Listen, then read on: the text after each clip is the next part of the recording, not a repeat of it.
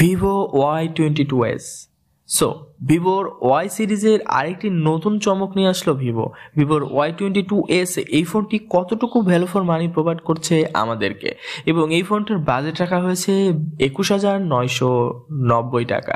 তো 21,990 টাকার মধ্যে 6GB র্যাম এবং 128GB ফোন মেমোরি পাচ্ছি এই ফোনটাতে। শুধু র্যাম রোম আর ডিজাইন ছাড়া এই ফোনটাতে আর কি পাচ্ছি, সো সকল কিছু বিস্তারিত থাকবে এই ভিডিওতে। তো যারা এই ফোনটা পারচেস করতে চাচ্ছেন তাদের জন্য মহামূল্যবান ভিডিও হতে যাচ্ছে এটা। আমরা সকল রকমের বিস্তারিত আলোচনা করব এই ভিডিওতে। তো এই ভিডিওতে টুকটাক সকল রকমের ভালো এবং মন্দ দিক সবকিছুই আলোচনা থাকছে। তো আপনাদেরকে দেখার অনুরোধ রইল ভিডিওটির পুরোটাই। সো পুরোটা জুড়ে আমি রয়েছি পারভেজ হাসান আর আপনারা দেখছেন PhZoNe। সো বেশি কথা না বলে আজকের ভিডিওতে ঝাঁপিয়ে পড়া যাক। তো শুরুতেই ফোনটার ডিজাইন এবং বিল কোয়ালিটি এবং পোর্টস এন্ড বাটন নিয়ে যদি কথা বলতে চাই, ফোনটার ডিজাইন নিয়ে যদি কথা বলি, শুরুতেই ফোনটার দেখতে এক কথায় অসাধারণ। ফোনটার ডিজাইন আমার কাছে যথেষ্ট আই ক্যাচিং মনে হয়েছে, আপনাদের কাছেও আশা করি ভালো লাগবে ফোনটার ডিজাইন। তো ফোনটার স্কোয়ার শেপ ডিজাইন করা হয়েছে, পিছনে একটি রংধনু বা একটা সাব দেওয়া রয়েছে রঙের। সো এই ক্ষেত্রে এই দিকটা কিন্তু অনেকটাই একদম ইউনিক। সো এক্ষেত্রে ডিজাইনটা আমার কাছে যথেষ্ট আই ক্যাচিং মনে হয়েছে। এবং ফোনটাতে বডিতে আমরা পেয়ে যাবো টোটালি প্লাস্টিক। সো এটাতে ম্যাট টেক্সচার দেওয়া হয়েছে, যে কারণে আপনার ক্র্যাশ রোধ করবে অনেকটাই। সো সেক্ষেত্রে ক্র্যাশ পড়ার কোনো সম্ভাবনা নেই, হাতের টুকটাক সাপও পড়ছিল না, তো নিঃসন্দেহে ক্র্যাশ রোধী। তো এটাতে আমরা ওয়াটার অ্যান্ড রেসিস্ট্যান্টের সুবিধা পেয়ে যাচ্ছি, IPX4 ওয়াটার রেসিস্ট্যান্টের সুবিধা পাচ্ছি এই ফোনটাতে। সো বৃষ্টির ছিটাফোঁটা বা টুকটাক ধুলাবালি থেকে কিন্তু অনেকটাই প্রোটেক্ট করবে এই ফোনটাতে। তো এইটার আমরা থিকনেস হিসেবে পাচ্ছি 8.4 মিলিমিটার, যেটা যথেষ্ট লাইট ওয়েট একটি ফোন, এবং ওয়েট হিসেবে থাকছে 192 গ্রাম। তো এই ফোনটা এক হাতে ইউজ করার জন্য যথেষ্ট পারফেক্ট একটি লাইট ওয়েট একটি ফোন, এবং ডিজাইনও কিন্তু যথেষ্ট আই ক্যাচিং। এবং এই ফোনটাতে দুইটি কালার ভেরিয়েন্ট আমরা পেয়ে যাবো, ডার্ক ব্লু এবং ইয়েলো গ্রিন। সো আমার হাতে যেটা রয়েছে অ্যাকচুয়ালি এটি ইয়েলো গ্রিন। তো এটা কিন্তু রৌদ্র উজ্জ্বলে বা বিভিন্ন দিক থেকে বিভিন্ন অ্যাঙ্গেলে কিন্তু অনেক রকম কালার শার্প করে, তো দেখতে কিন্তু অনেকটাই জোস লাগে। আর যারা অ্যাকচুয়ালি এরকম ধরনের কালার পছন্দ করে না তাদের জন্য ডার্ক ব্লু কালার, এই কালারটাও কিন্তু এক কালারের। সো দেখতে কিন্তু এটা অনেকটাই জোস। তো দুইটা কালারই আমার কাছে যথেষ্ট ভালো লেগেছে। তো এবার আমরা পোর্টস এন্ড বাটন নিয়ে যদি কথা বলতে চাই, তাহলে পোর্টস এন্ড বাটন হিসেবে আমাদের রয়েছে, সাইডে পেয়ে যাবো আমরা একটি ভলিউম বাটন, এবং পেয়ে যাব একটি সাইড মাউন্টেড ফিঙ্গারপ্রিন্ট, এবং একদম নিচের দিকে আমরা পেয়ে যাব একটি 3mm হেডফোন জ্যাক, একটি Type-C পোর্ট, একটি স্পিকার। আর আমরা একদম উপরের দিকে যদি দেখি, তাহলে ওখানে পেয়ে যাব একটি সিম স্লট। এছাড়াও এখানে থাকছে না কোনো নয়েজ ক্যান্সেলিং স্পিকার, এবং টুকটাক পোর্টস এন্ড বাটন সব কিছুই ঠিকঠাক রয়েছে, বাট নয়েজ ক্যান্সেলিং স্পিকারটা দিলে আরও জোস হতে পারতো।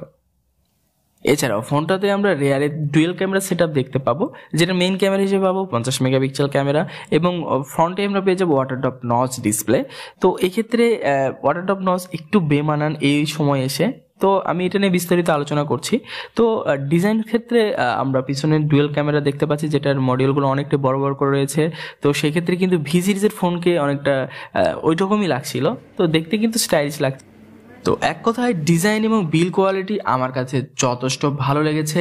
আপনাদের কাছে কেমন লেগেছে অবশ্যই কমেন্ট বক্সে কমেন্ট করে জানিয়ে দিতে ভুলবেন না। সো ডিসপ্লে টাইপ নিয়ে যদি কথা বলতে চাই, ডিসপ্লেতে পাচ্ছি আমরা 6.55 ইঞ্চি একটি HD+ রেজুলেশনের ডিসপ্লে, যেটা রেজুলেশন হিসেবে থাকছে 720x1612 পিক্সেল, এবং এখানে পাচ্ছি 270 ppi ডেনসিটি। তো বন্ধুরা একটু হতাশ হলাম, মানে হতাশ বলতে অনেকটাই হতাশ হলাম ডিসপ্লে টাইপ নিয়ে, কেননা এখানে HD+ রেজুলেশন ডিসপ্লেটা প্রোভাইড করেছে ভিভো। তো ভিভোর Y সিরিজের ফোনগুলো বেসিক্যালি মিড রেঞ্জের ফোন হয়, তো সেক্ষেত্রে আমরা 20,000 টাকা বা 22,000 টাকার মধ্যে ফোন পাচ্ছি।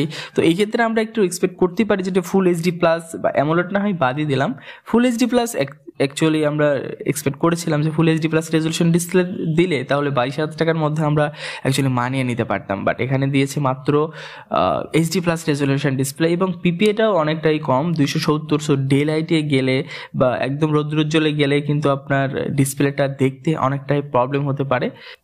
এছাড়া ফোনটাতে থাকছে না কোনো প্রোটেকশন, সো প্রোটেকশন থাকলে আরও ভালো হতে পারতো ফোনটার ডিসপ্লে টাইপ। বাট এখানে কিন্তু ডিসপ্লেতে আমরা 90 হার্জের রিফ্রেশ রেট পাবো, যেটা কিন্তু ভিভো Y22s এ একটা প্লাস পয়েন্ট। কারণ এর আগে যে আমাদের Y21t ছিল ওখানে কিন্তু 90 হার্জের রিফ্রেশ রেটটা পাই নাই। ওইখানেও HD+ রেজলিউশনের ডিসপ্লে ছিল, বাট 90 হার্জ ছিল না, 60 হার্জ ছিল। বাট এখানে 90 হার্জের রিফ্রেশ রেট দিয়ে আমাদেরকে পুষিয়ে দেওয়ার চেষ্টা করেছে ভিভো Y22s এই মডেলটিতে। তো এক্ষেত্রে আমরা কিন্তু একটু স্যাটিসফাইড। সো 90 হার্জের রিফ্রেশ রেট মিনিমাম থাকাটা উচিত। সো এক্ষেত্রে ভিভোকে থামস আপ। আর এই ফোনটার যদি আমি ডিসপ্লে নিয়ে কথা বলি, তাহলে ডিসপ্লে কিন্তু একবারে যে মহামারী খারাপ এমনটা না। ডিসপ্লের কালার কোয়ালিটি আমার কাছে যথেষ্ট ভালো লেগেছে, মিড রেঞ্জের ফোন হিসেবে যথেষ্ট ঠিকঠাক হয়েছিল। বাট আপনি যদি HD+ রেজলিউশনটাকে একটু স্যাক্রিফাইস করতে পারেন তাহলে ওভারঅল ঠিকঠাক রয়েছে। সো ফোনটা নিয়ে কথা বলতে গেলেই ফোনটার পারফরমেন্স নিয়ে কথা বলতেই হচ্ছে, কারণ পারফরমেন্স সেকশনটা অনেক বড় ইম্পর্টেন্ট একটি ফোনের ক্ষেত্রে। তো আমরা ফোনটাতে পারফরমেন্স সেকশনে পাবো অ্যান্ড্রয়েড 12 ভার্সন এবং এটাতে ফান্টাস OS 12 ভার্সন পাবো। আর ফোনটাতে চিপসেট হিসেবে থাকছে Qualcomm স্ন্যাপড্রাগনের 680 একটি 6 ন্যানোমিটার আর্কিটেকচারে বিল্ড করে একটি 4G প্রসেসর। এই 4G প্রসেসরের সাথে হয়তো বা আপনারা সবাই একটু পরিচিত রয়েছেন। তো এই 4G প্রসেসর বা 680 এই প্রসেসরটা কিন্তু সবার কাছেই পরিচিত, কারণ অনেক ফোনের সাথেই আমরা এই ফোনটার প্রসেসরটা দেখে আসছি। যেমন ভিভোরই আরেকটি ফোন ছিল যেটা Y21t, ওটাতে কিন্তু 680 প্রসেসরটা দেওয়া হয়েছে, বা 68 প্রসেসরটা কিন্তু 28,000 টাকার ফোনেও আমরা দেখে আসছি। তো এই প্রসেসরটা কিন্তু একবারে যে খারাপ তেমনটা না, বাট মিড রেঞ্জের মধ্যে যথেষ্ট ভালো পারফরমেন্স পাওয়া যাচ্ছে এই ফোনটাতে। পাওয়ার অ্যাপ্রিসিয়েট, কেননা 6 ন্যানোমিটার প্রসেসর 5000 mAh ব্যাটারির সাথে দুর্দান্ত লেভেলের কম্বিনেশন করে এই ফোনটা হচ্ছে পাওয়ার অ্যাপ্রিসিয়েট করে। তো এই ক্ষেত্রে কিন্তু অনায়াসে ডে টু টাস্কের জন্য অনেকটাই বেটার, এবং গেমিং পারফরমেন্সও কিন্তু মোটামুটি অনেকটাই বেটার। এবং এটাতে 2.4 GHz এর প্রসেসর পাচ্ছি, এবং র্যাম হিসেবে পাচ্ছি 6GB এবং 128GB, এবং জিবি হিসেবে থাকছে Adreno 610। তো ওভারঅল যদি আমি চিপসেট নিয়ে যদি কথা বলি বা পারফরমেন্স নিয়ে যদি টোটালি কথা বলতে চাই, তাহলে কিন্তু আপনি ফ্রি ফায়ার বলেন, পাবজি বলেন, অ্যাসফল 9 গেম বলেন, টুকটাক সবগুলো গেমই আপনি প্লে করতে পারবেন। বাট পাবজিতে হয়তো বা একটু লো গ্রাফিক্সে খেলতে হতে পারে। আর যদি আপনি ফ্রি ফায়ার লাভার হয়ে থাকেন তাহলে অনায়াসে ফ্রি ফায়ারটা স্মুথলি খেলতে পারবেন হাই গ্রাফিক্সে। সো সেক্ষেত্রে কোনো প্রবলেম হবে না, এবং ডে টু ডে টাস্কের জন্য আপনি ফোনটার যথেষ্ট ভালো হবে। যদি আপনি পারফরমেন্স হেভি পারফরমেন্স যদি না করে থাকেন তাহলে আপনার জন্য এটা পারফেক্ট রয়েছে। বাট যদি আপনি চান যে না আমি হেভি ইউজ করব, তাহলে এই ফোনটা আপনার জন্য নয়, কারণ 680 প্রসেসরটা কিন্তু একদম হেভি ইউজারদের জন্য নয়।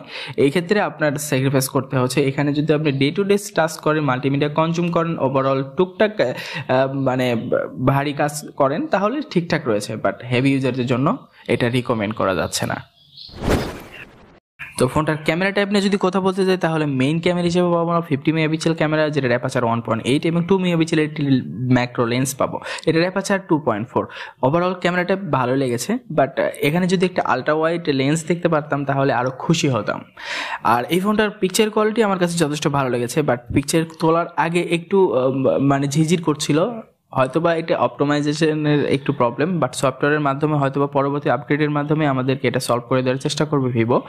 তো শুরুতেই আমরা ফোনটা যখন ধরতাম তাহলে একটু ঝিরঝির করতো, আর পরবর্তীতে যখন পিকচার কোয়ালিটি বা পিকচারটা ক্যাপচার করা হতো, পরবর্তী দেখা যাচ্ছে অপটিমাইজেশনের পরে পিকচার কোয়ালিটি আরও জোস হতো। তো ওভারঅল আমি মনে করি যে এটা অপটিমাইজেশনের প্রবলেম। সো পরবর্তীতে হয়তোবা এটা আপডেটের মাধ্যমে সলভ করে দেওয়া হবে। বাট পিকচার কোয়ালিটি যথেষ্ট ভালো ছিল, ন্যাচারাল ছিল, এবং কালারগুলো যথেষ্ট ভালো দিতে পারছিল, সবগুলো কালারই খুব সুন্দরভাবে অ্যাকুরেট রাখতে পারছিল, এবং ন্যাচারাল কালারের সাথে ন্যাচারাল পিকচার পেতাম, এবং পিকচারের ডিটেলগুলো অনেক ভালো ছিল। জুম করার পরও পিকচার যে একবার ফেটে যাচ্ছিল এমনটা না, খুব সুন্দরভাবে কালারগুলো ধরে রাখতে পারছিল, পিকচার কোয়ালিটি ভালো ছিল। ওভারঅল ক্যামেরা টাইপ 50 মেগাপিক্সেল ক্যামেরার একদম ডিসেন্ট টাইপের পিকচার কোয়ালিটি পাবেন এই বাজেট রেঞ্জের মধ্যে। তো ফ্রন্টে পেয়ে যাবো আমরা 8 মেগাপিক্সেল ক্যামেরা, যেটার অ্যাপারচার 2.4। সো এখানে আপনার ফুল এইচডিতে ভিডিও রেকর্ডিং করতে পারবেন 1080-তে 30 fps। তো ওভারঅল আমি মনে করি যে 8 মেগাপিক্সেল ক্যামেরা হিসেবে এটা যথেষ্ট ভালো রয়েছে। বাট আমরা একটু আশা করেছিলাম যে মিনিমাম 8-এর উপরে যাবে, কারণ 8 মেগাপিক্সেল ক্যামেরা আমরা দেখতে দেখতে অনেকটা বোরিং হয়ে গেছি। তো একটু ইমপ্রুভনেস নিয়ে আসা উচিত ছিল, বাট ঠিকঠাক রয়েছে। 8 মেগাপিক্সেল ক্যামেরার পিকচার কোয়ালিটি আমার কাছে যথেষ্ট ভালো লেগেছে, আশা করি আপনাদের কাছেও ভালো লাগবে। কালারগুলো যথেষ্ট ভালো ছিল, অ্যাকুরেট ছিল, ন্যাচারাল ছিল, এবং কালার স্টোনগুলো ভালোভাবে বা পিকচারের ডিটেলগুলো অনেকভাবে ধরতে পারছিল, এবং জুম করার পরও যে ফেটে যাবে এমনটাও হচ্ছিল না। ওভারঅল আমার কাছে মনে হয় যে ফোনটার রেয়ার ক্যামেরা এবং ফ্রন্ট ক্যামেরা দুইটাই একদম অ্যাভারেজ লেভেলের। তো ফোনটার ব্যাটারি টাইপ নিয়ে যদি কথা বলি, 5000 mAh এর ব্যাটারি পাচ্ছি এখানে, যেটা 18 ওয়াট চার্জারের সাপোর্ট দেওয়া হচ্ছে বা 18 watt charger in the box থাকবে। এবং এই ফোনটাতে আমরা 70% চার্জ করতে পারবো 70 মিনিটে, যেটা ভিভো দাবি করছে। তো ওভারঅল আমি মনে করি যে এই বাজেটের মধ্যে 5000 mAh ব্যাটারির সাথে 18 ওয়াটের চার্জার একদম অ্যাভারেজ ছিল। বাট এই বাজেট রেঞ্জের মধ্যে কিন্তু আমরা অনেক company 33 watt battery charger provide করছে। তো এই ক্ষেত্রে একটু পিছিয়ে রয়েছে ভিভো। তো আশা করি পরবর্তীতে ইমপ্রুভ নিয়ে আসার চেষ্টা করবে ভিভোর ওয়াই সিরিজের ফোনগুলো। তো এবার চলে আসা যাক আমাদের টোটাল রিভিউর একদম ফিনিশিং লাইনে। তো আমরা দেখব এবার এটার কি কি ভালো দিক ছিল এবং কি কি খারাপ দিক ছিল। তো আমরা শুরুতেই এটার মানে মন্দ দিক বা এটার ল্যাকিংস কী কী রয়েছে সেটা নিয়ে আলোচনা করব। তো ফোনটার শুরুতেই আমরা যদি এটার ডিজাইন নিয়ে কথা বলতে চাই, ডিজাইন ঠিকঠাক আমার কাছে ছিল, বাট এখানে কিন্তু নয়েজ ক্যান্সেলিং স্পিকারটা আমরা দেখতে পাই নাই। বাট এই রেঞ্জের মধ্যে আসলে নয়েজ ক্যান্সেলিং স্পিকার না দেওয়াটা একটু মানে হতাশজনক, কারণ নয়েজ ক্যান্সেলিং স্পিকারটা অনেক কাজের। তো এক্ষেত্রে দিলে কিন্তু আরও জোস হতে পারতো। এবং একদম নিচে আমরা ডিসপ্লে টাইপ নিয়ে যদি কথা বলি, তাহলে এখানে পাবো water drop notch display. So water drop notch এই সময় এসে ওয়াটার ড্রপ নচ ডিসপ্লে এবং তার সাথে এইচডি প্লাস রেজলিউশনের ডিসপ্লে সত্যি হতাশজনক এই বাজেট রেঞ্জের মধ্যে। কারণ 20 থেকে 22 হাজার টাকার মধ্যে কাস্টমাররা ফোন কিনবে, যদি কিনা সেটা এইচডি প্লাস রেজলিউশন ডিসপ্লে এবং ওয়াটার ড্রপ নচ ডিসপ্লে হয়, তাহলে কিন্তু সত্যি হতাশজনক। এক্ষেত্রে যদি এই ফুল এইচডি প্লাস রেজলিউশনটা ডিসপ্লেটা দেওয়া যেত, তাহলে কিন্তু আর একটু মাখন হতে পারতো ডিসপ্লে টাইপ। সো এক্ষেত্রে যেহেতু দেয় নেই, সেক্ষেত্রে আমাদের এটাই মেনে নিতে হচ্ছে। এবং প্রোটেকশন হিসেবে কোনো রকম প্রোটেকশন পাচ্ছি না, বাট এক্ষেত্রে যদি প্রোটেকশনও দেওয়া যেত তাহলে আরও জোস হতে পারতো। বা ক্যামেরা টাইপও আমার কাছে ভালো লেগেছে, যদি সফটওয়্যারটা একটু আপডেট করা হয় তাহলে ঠিকঠাক রয়েছে। ক্যামেরা টাইপ নিয়ে কোনো রকম কমপ্লেন নেই, বাট এখানে যদি একটি 8 মেগাপিক্সেল আলট্রা ওয়াইড লেন্স দেওয়া যেত তাহলে আরও মাখন হতে পারতো। বাট মন্দ দিক বলতে আমার এগুলো জিনিসই লেগেছে। এবং এখানে 18 ওয়াট চার্জার দিয়েছে, যদি 33 ওয়াট চার্জারটা দেওয়া যেত আরও জোস হতে পারতো। বাট এই ছিল এটার খারাপ দিক। বাট সবচেয়ে খারাপ দিক বেশি হচ্ছে এটা ডিসপ্লে টাইপ। এটা যদি স্যাক্রিফাইস করতে পারেন ওভারঅল ঠিকঠাক রয়েছে। এবার আসা যাক এটার গুড মানে একদম ভালো দিক। সো ভালো দিক বলতে গেলে এই ফোনটার ডিজাইন নিয়ে কথা বলতে হয়। ফোনটার ডিজাইন কিন্তু আসলে আই ক্যাচিং এবং ডিজাইনটা কিন্তু জোস লেভেলের। যদি আপনি এক হাতে ইউজ করেন এবং দূর থেকে যদি কেউ আপনার এই ফোনটার দিকে লুক দেয়, জাস্ট এক কথায় অবাক হয়ে যাবে, কারণ ডিজাইনটা আসলে জোস ছিল। আমার কাছে যথেষ্ট পরিমাণ সুন্দর লেগেছে ফোনটার ডিজাইন। এছাড়াও এই ফোনটাতে ওয়াটার অ্যান্ড রেসিস্ট্যান্স হিসেবে IPX4 এর রেটিং পাচ্ছি। এখানে বৃষ্টি ছিটাপটা বা ধুলাবালি থেকে আমাদের ফোনটাতে যথেষ্ট পরিমাণ প্রোটেক্ট করবে। তো এক্ষেত্রে এটার জন্য একটা প্লাস পয়েন্ট।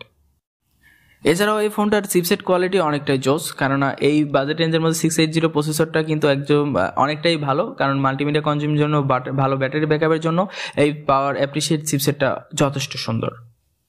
সো এছাড়াও ফোনটাতে 90 হার্জ রিফ্রেশ থাকার কারণে স্ক্রলিং বলেন, ব্রাউজিং বলেন, ওভারঅল সুন্দরভাবে স্মুথলি একটা পারফরমেন্স পাওয়া যাচ্ছিল। এছাড়াও ফোনটার ক্যামেরা টাইপও যথেষ্ট ভালো ছিল। 50 মেগাপিক্সেল ক্যামেরাতে ভালো পিকচার কোয়ালিটি পেয়েছি, 8 মেগাপিক্সেল দিয়েও ভালো একটা পিকচার কোয়ালিটি পেয়েছি। বাট একটু সফটওয়্যার অপটিমাইজেশনের ঘাটতি ছিল, বাট এটা টুকটাক পরবর্তীতে আপডেটের মাধ্যমে সলভ করা হবে। তো আমাদের ভিডিওটি আপনাদের কাছে কেমন লেগেছে? যদিও ভিডিওটি অনেকটি বড় করে ফেলেছি, তার জন্য আমরা সরি, বাট একটু ডিটেলে বলতে গেলে একটু বড় হতেই পারে, বাট আপনাদের জন্য অনেকটা হেল্পফুল হবে। আর ভিডিওটি যদি ভালো লাগে অবশ্যই একটি লাইক করবেন এবং পরবর্তী ভিডিওটির জন্য অবশ্যই আমাদের চ্যানেলটি সাবস্ক্রাইব করে নেক্সট ভিডিও যেগুলো আসবে সেগুলো দেখার জন্য আমাদের সাথে থাকবেন। তো দেখা হচ্ছে নতুন কোনো ভিডিওতে। ভালো থাকবেন, সুস্থ থাকবেন। আল্লাহ হাফেজ।